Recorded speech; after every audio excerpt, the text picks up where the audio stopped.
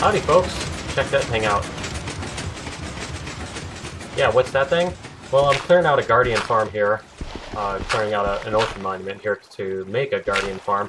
The first time I did this, I ended up doing the sponge method, and obviously you can also do the fill the whole thing with sand and then dig it out, which takes forever. And so I did the sponge thing the last time I did one of these, and that also took forever and was not very fun. It was very monotonous, very boring work, and it was busy work. It was like, I don't want to do this. I'm playing a game. I want to have fun. I don't want to work, you know? So, uh, anyway, this is the other way to do this that I found on YouTube. I found a video of this dude made a thing called a Moses, and it was huge and looked like it would take a zillion resources too, because it was basically enough of these to fill the entire width and height of the farm all chained together.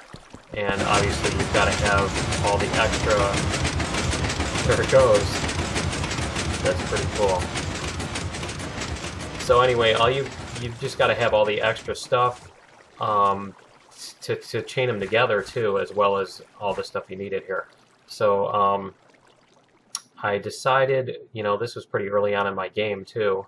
I only had 52 slime blocks that I'd just gone and gathered by, with a sword in the swamp at night, kind of thing, for a couple nights. And not very much iron. I only had, I think, it takes 26 of one kind, and 26 or 39 of one kind of piston, and then, you need some sticky pistons, some regular pistons, some redstone. And basically you throw this thing together and you use the slime blocks here, as you can see. You use the slime blocks on the front to pull a bunch of dirt blocks along. Whoops, I hate when I miss that. Anyway, this is how you build these things. Is you throw these together, you build all this structure. Now, you do have to clear out the water, which I did do with sponges on this part, because it doesn't like to be under the water. So you place that block there, you place the 2 redstone blocks here, and when you break this one out, it just goes. Like I said, if you start this in the water, it's not going to work, and it gets stuck, and it's a pain, so you just have to clear out, a handful of blocks. So I built this wall back here. I built this wall out of sand, thinking, yeah, when I'm done, I can just pop the blocks out from underneath it with the torch trick and get rid of all the sand. And completely forgot that, duh, I'm going to be sending all these blocks across the thing anyway. And now I've got all this sand that I have to replace with dirt. So if we do this, use dirt, not sand. Duh. Okay, so, yeah, anyway, this big wall ends up being pushed using those little, I call them mini Moses, I guess. But yeah, using these little things.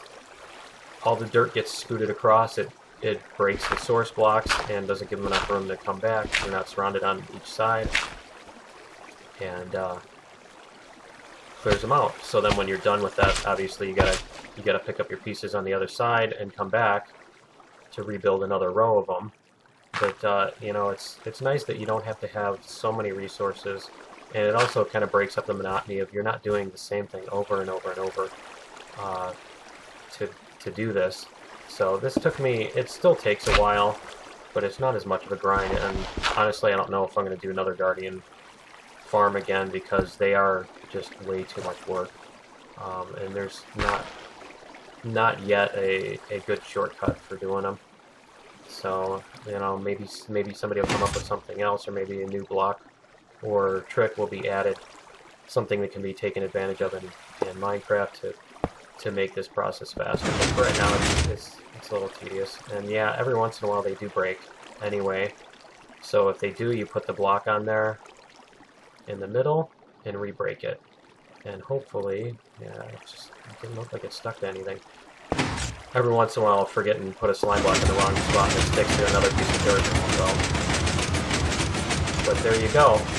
And that's another way to clear out the ocean monument of all the water. So you can do that like I did the inside with sponges. So I'll probably end up doing the bottom with sponges because it's broken up. Because if they've used sponges before and try to clear a big area, what you find out is that while they're handy, you do have to subdivide up the space. And so a huge area like this, you know, you still have to spend so much time putting in and taking out all the sand and everything. But on the bottom, you know, you've got the columns underneath the thing, and it's all broken up anyway. So you can do it a little bit more easily with the sponges down there. But this top part this is really nice. It goes pretty fast. I mean, all these, and you've broken out 3 layers of whatchamacallit. So, and these, since these hit each other, because they hit my little stairway, I can get them to go the rest of the way, because I forgot about that, if I do it right. But anyway, guys, I just wanted to show you this little trick, and this pretty cool way to make a Guardian farm. Later.